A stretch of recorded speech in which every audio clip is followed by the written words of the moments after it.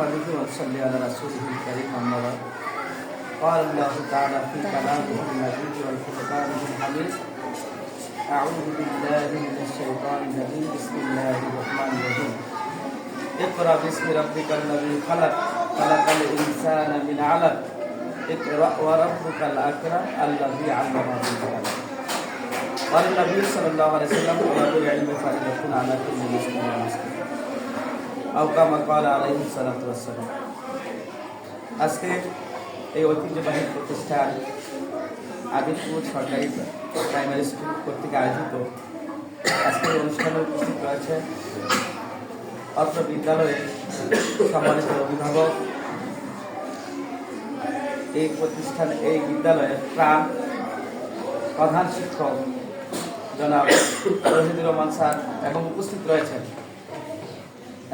এলাকার কৃতি সন্তান জনাব হারুন স্যার এবং উপস্থিত রয়েছেন আমার শ্রদ্ধাভাজন শিক্ষক জনাব তাজুল ইসলাম স্যার এবং নিয়াজ আলী ভাই সহ প্রিয় শিক্ষার্থীরা, আমি অন্তরের অন্তঃস্থল থেকে তোমাদেরকে শুভেচ্ছা জানাই।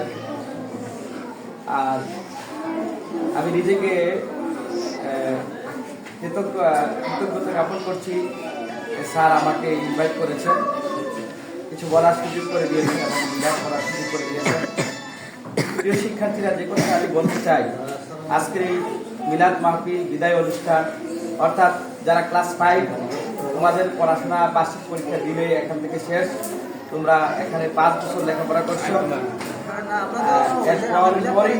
তোমরা আরেকটা প্রতিষ্ঠান অর্থাৎ আরেকটা জায়গায় যাবা, সেটা কাছেই, হয়তো অনেকে আদিতপুর হাই স্কুলে ভর্তি বা অথবা অন্যান্য হাই স্কুলে তোমরা যেতে পারো। তো সেই জন্যে দীর্ঘ 5টা বছর এক জায়গায় তোমরা কাটাইছো, অনেক ভালোভাবে তোমরা লেখাপড়া করছো, তোমাদের স্যারেরা করাইছে। এই যে পড়াশোনা, এই পড়াশোনা যে আমরা করলাম, এই পড়াশোনার ক্ষেত্রে আমি যে কথাটা তোমাদেরকে বলতে চাই যে এটার তাৎপর্যটা কি, এই পড়াশোনা করে লাভ হবে কি, আর এই শিক্ষাটা কি? শিক্ষা হচ্ছে মানুষের দেহ মন আত্মার বিকাশ। না শিখেও কিন্তু অনেকে জীবনে চলাফেরা করতে পারে না, আবার শিক্ষা অর্জন করেও চলাফেরা করতে পারে। যিনি না শিখে জীবনটা চালায়, তার চালানো আর একজন শিক্ষিত মানুষের জীবন চালানো কিন্তু এক না, অনেক পার্থক্য। মনে করো তোমাদের স্যারের বেতন পায় মনে করো 40,000 টাকা, কিন্তু আরেকজনে 1 লাখ টাকা বেতন পায়, কিন্তু তোমাদের স্যারের মতো এত সুন্দর করে চলতে পারে না। কারণ কি? তার টাকা থাকলেও কিন্তু শিক্ষা নাই, তার ভিতরে অপূর্ণতা থেকেই যায়। প্রিয় শিক্ষার্থীরা, আমরা এই পৃথিবীতে আসার পরে প্রথমেই আমাদের শিক্ষক হলেন আমাদের মা বাবা। প্রথমে শিক্ষককে মা বাবা। মা বাবা যদি শিক্ষিত নাও হয়, তারপরেও আমার শিক্ষক। কিভাবে শিক্ষক? যে মা বাবা, তুমি যে মা বলতে শিখছো, বাবা বলতে শিখছো, এটা কে শিখাইছে? মা বাবা শিখাইছে। তোমার পরিবেশ তোমারে শিখাইছে, ঠিক না? সেই জন্য মা বাবা প্রথম শিক্ষক। আমাদেরকে মা বাবার প্রতি শ্রদ্ধাশীল থাকা লাগবে, তাদের কথা শোনা লাগবে, তাদের সবসময় শ্রদ্ধা করা লাগবে, তাদের সাথে ভালো ব্যবহার করা লাগবে। এরপরেই মা বাবা যদিও প্রথম শিক্ষক হয়ে থাকেন, কোনো মা বাবা এ পর্যন্ত ছেলে মেয়ে মানুষ করছে এই কথা বলে না কেউ। সবাই বলে শিক্ষকরাই মানুষের মতো মানুষ করে। মা বাবা শুধু আমাদেরকে লালন পালন করে, সাময়িক কিছু শিক্ষা দান করে, পারিবারিক শিক্ষা দান করে, কিন্তু সামষ্টিকভাবে আনুষ্ঠানিক শিক্ষার জন্য একটা প্রতিষ্ঠানে যেতে হয়। সেটা হলো আমাদের এই প্রতিষ্ঠান। আলহামদুলিল্লাহ বলো। তোমরা এই প্রতিষ্ঠানে আসতে পেরেছো, শিখতে পেরেছো, অনেক কিছু বুঝতে পেরেছো, এটা আল্লাহ পাকের পরম দয়া। অনেক শিশু বাচ্চা আছে রাস্তায় পড়ে আছে না? এজন্য আমরা সবাই শুকরিয়া আদায় করবো, আলহামদুলিল্লাহ। আর নবী কারীম সাল্লাল্লাহু আলাইহি ওয়াসাল্লাম দুরূদ সাল্লাল্লাহু আলাইহি ওয়াসাল্লাম। প্রিয় শিক্ষার্থীরা, আমি 2-1টি কথা বলবো, এই খেয়াল করো, 2-1টি কথা বলবো। আমি সারা সময় নষ্ট করতে চাই না, যেগুলো তোমাদের উপকারে আসবে। এই কথাটা 1 নাম্বার কথা হলো, শিক্ষা অর্জন করতে হলে 3টা জিনিসের প্রয়োজন হয়। কয়টা জিনিসের? তোমরা দেখো, আলো, শিক্ষা একটা কি আলো না? Education is light. শিক্ষা হচ্ছে আলো। কেমনে আলো? এটা কি বাতির আলোর মতো জ্বলবে? যদিও না জ্বলে, এটা কিন্তু তোমার জীবনকে জ্বালাবে। তোমার মানে দেহ মনের আত্মার বিকাশ করবে। আচ্ছা, একজন মানুষ যখন মূর্খ থাকে, লেখাপড়া না জানে, নিরক্ষর থাকে, ওই মানুষটাকে যদি বাংলা নিয়ে পড়তে দাও, পত্রিকা পড়তে পারবো? তাহলে তার চোখে আলো থাকলেও কি আসুনি?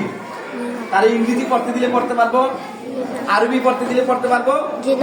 এই সূত্রে সে চুপ থাকেও, আলো থাকার পরেও তার কাছে আলো নাই। আরেকটা জিনিস হলো, শিক্ষা অর্জনটা কিভাবে হয়? 3টা জিনিসের মাধ্যমে। কয়টা জিনিস? তোমরা যদি দিয়াশালাই থেকে আগুন জ্বালাও, কয়টা জিনিস লাগে? একজন ঘষা দেওয়ার লুক লাগে, একটা দিয়াশালার কাঠি লাগে, আরেকটা ম্যাচ লাগে, লাগে না? তাহলে এই 3টা জিনিসের সমন্বয়ে আগুন জ্বলে। ঠিক শিক্ষাটাও এই 3টা জিনিসের সমন্বয় হয়।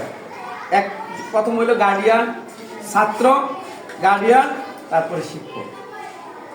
এই 3টা জিনিসের সমন্বয় যদি না হয়, তাহলে একটা ছেলে শিক্ষিত হতে পারে। এই জন্য আমাদেরকে সচেষ্ট থাকা লাগে, এই 3টা সেক্টরে কাজ করা লাগবে। আজকে দেখো সারাটা অনেক পরিশ্রম করে কিন্তু ভালো রেজাল্ট আনতে পারে না, কেন জানো? আজকে যদি আবিদপুরে সবাই শিক্ষার মূল্যায়নটা বুঝতো, প্রত্যেকটা পরিবার থেকে বুঝতো, দেখতাম যে সব ছেলেরা A+ পাইতেছে। কারণ তার মা বাবা এত সচেতন না, তোমার মা বাবা এত সচেতন না, তোমার আগ্রহ আছে, তারপরে তুমি পরিপূর্ণভাবে আগাইতে পারতেছো না।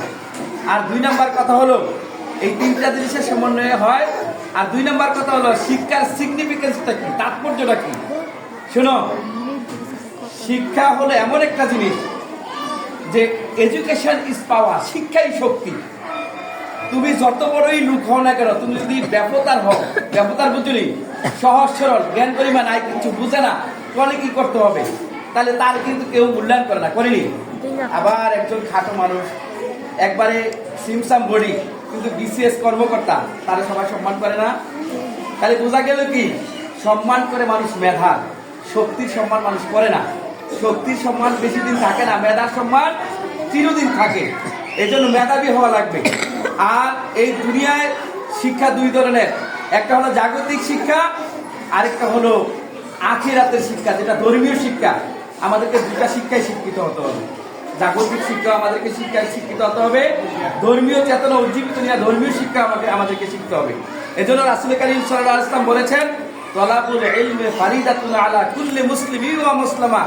প্রত্যেকটা মুসলমানের জন্যই, নরনারীর জন্য, মুসলমান নরনারীর জন্য শিক্ষা অর্জন করা কি ফরজ। শিক্ষা অর্জন করা কি ফরজ। ফরজ মানে কি? অত্যাবশ্যক। শিক্ষা অর্জন করাই লাগবে, ঠিক আছে? এরপরে তুমি ইঞ্জিনিয়ার হইবা, ডাক্তার হইবা, তুমি ব্যারিস্টার হইবা, সচিব হইবা, BCS কর্মকর্তা হইবা, অনেক বড় কিছু হইবা, স্কলার হবা। তাহলে তোমার ভিতরে যদি দ্বীনি ইলম না থাকে, ধর্মীয় অনুভূতি না থাকে, তাহলে কিন্তু তুমি ভালো মানুষ হতে পারবে না। এই জন্য কোরআন শরীফ ভালো করে শিখা লাগবে, ঠিক আছে? আল্লাহ তাআলা বলছে, রাসূলকে প্রথমে কি বলছে? আমি যে আয়াতে কারিমা বলছি, আল্লাহ বলছে সূরা আলাকের ভিতরে, ইকরা বিসমি রাব্বিকাল্লাযী খালাক, পড়ো তোমার প্রভুর নামে যিনি তোমাকে সৃষ্টি করেছেন। নবী করিম সাল্লাল্লাহু আলাইহি ওয়াসাল্লামকে আরো অন্য আয়াত দিয়েও তো রাসূল মানে ওহী পাঠাইতে পারতেন, প্রথমেই পাঠাইছে, আপনি পড়েন। এই জন্য আমাদেরকে পড়তে হবে। পড়াশোনাটা করাও আমার জন্য দায়িত্ব, আমার ফরজ, আমাকে পড়তে হবে। যেখানেই থাকি না কেন, যেভাবেই থাকি না কেন, আমাকে পড়তে হবে। আল্লাহ তাআলা বলছেন, হাল ইয়াস্তাবিল্লাযীনা ইয়ালামুনা ওয়াল্লাযীনা লা ইয়ালামুন। যারা জানে, যারা জানে না, তারা কি সমান? আল্লাহ তাআলা বলছেন, হাল ইয়াস্তাবিল আমা ওয়াল বাসীর। যারা দেখে, যারা দেখে না, তারা কি সমান? এই যে বিষয়টা তোমাদেরকে গুরুত্ব দিয়ে চিন্তা করতে হবে। আল্লাহ সূরা আর-রহমানে কি বলছেন? আর রহমানু আল্লামাল কুরআন। আল্লাহ বলেছেন, তিনি হচ্ছেন রহমান, যিনি কোরআন শিক্ষা দিয়েছেন। খালাকাল ইনসান, তিনি মানুষকে সৃষ্টি করেছেন। আল্লামাহুল বায়ান, তিনি কথা বলা শিখিয়েছেন। সুবহানাল্লাহ। আমরা কথা বলতে পারি না, এই কথা বলা কে শিখাইছে? আল্লাহ। আর তিনি দেখো এখানে একটা তাৎপর্য আছে, আর রহমানু আল্লামাল কুরআন। আল্লাহ এখানে বলছে আগে কোরআন শিখিয়েছেন, আল্লামা হুল বায়ান, তারপরে কি আল্লাহ ভাষা শিখাইছেন। মানে খালাকাল ইনসান, মানুষ সৃষ্টি করছেন। তাহলে বোঝা গেল মানুষ হইলেই মানুষ হয় না, মানুষকে মানুষ হওয়ার মতো যে যোগ্যতা থাকা দরকার সেটা থাকা লাগবে। কথা কি বুঝতে পারছো? আজকে আমরা পড়াশোনা করে যদি MA পাস করি, যদি মানুষের মতো মানুষ না হই, তাহলে লাভ হবে কি? আজকে আমার ভাই যদি আমার প্রতি আত্মনির্ভরশীল না হতে পারে, বিশ্বাস না পায়, আমার সমাজ যদি আমার প্রতি বিশ্বাস না পায়, আমার পরিবার যদি আমার প্রতি আস্থা না পায়, তাহলে আমি কিসের মানুষ হলাম? তাহলে আমাকে মানুষের মতো মানুষ হওয়া লাগবে, সুশিক্ষায় শিক্ষিত হওয়া লাগবে। এজন্য আমরা সব সময় শিখার চেষ্টা করতে হবে। একটা কথা মনে রাখবা যে education is the harmonious development body of mind and soul. শিক্ষা হচ্ছে দেহ, মন, আত্মার সমন্বয়ে গঠিত একটা বিকাশ। এটার যদি বিকাশ না করাইতে পারি তাহলে আমরা ব্যর্থ। এজন্য আমরা চেষ্টা করব পরিবার থেকে শিখব, আমরা সমাজ থেকে শিখব, আমরা আমাদের শিক্ষকের কাছ থেকে শিখব, আমরা প্রকৃতি থেকে শিখব। অর্থাৎ এনিহোয়ার, যেখানেই তুমি থাকো না কেন সেখান থেকেই শিখতে হবে। তোমার শিক্ষাটা শুধু এই স্কুলের ভিতরে সীমাবদ্ধ নয়। Education is not confined school, college, university. শিক্ষাটা শুধু স্কুল, কলেজ, ইউনিভার্সিটিতে সীমাবদ্ধ নয়। কাজী নজরুল ইসলাম আমাদের প্রিয় কবি, আমাদের জাতীয় কবি, এই কবি কি শুধু লেখাপড়া করে শিখছে? উনি এমন ভাষায় কবিতা লেখছে যেটা ঢাকা বিশ্ববিদ্যালয়ে মাস্টার্সে পড়ানো হয়। অর্থাৎ উনি 8 পাসের উপরে কোনো পড়াশোনা করেন নাই। তাহলে শিখছে কই থেকে? তার মন ছিল, সে রুটির দোকান ছিল, সেখান থেকে সে শিখছে। সেই আর্মিতে ভর্তি ছিল, সেখান থেকে শিখছে। অর্থাৎ প্রত্যেকটা জায়গা থেকে আমাদেরকে শিখতে হবে। তোমরা দেখবা রাস্তায় হাঁটতে হাঁটতে অনেক কিছু শেখা যায়। দেয়ালে লেখা থাকে নলেজ ইজ পাওয়ার, আছে না অনেক জায়গায় যে শিক্ষাই শক্তি। লেখা থাকে education is the backbone of a nation, শিক্ষা জাতির মেরুদণ্ড, এরকম লেখা থাকে না? তুমি ওই রাস্তা থেকে শিখে পারবা education is the backbone of a nation. এরকম ভাবে তোমার যদি চিন্তা থাকে, তোমার যদি মেন্টালিটি ওইরকম হয়, তাহলে তুমি সব জায়গা থেকে শিখতে পারবা। কারণ শিখার শেষ নাই, শিখার কোনো শেষ নাই। কতটুকু শিখা লাগবে এটার কোনো শেষ নাই, যে যতটুকু আহরণ করে নিতে পারে। প্রিয় শিক্ষার্থীরা, আমি শেষ করে দিচ্ছি। প্রিয় শিক্ষার্থীরা, পরিশেষে আমরা অনেক ভালো মানুষ হব, ভালো শিক্ষিত হব, ভালো কিছু করব এলাকার জন্য, নিজের জন্য, দেশের জন্য, মা বাবার জন্য।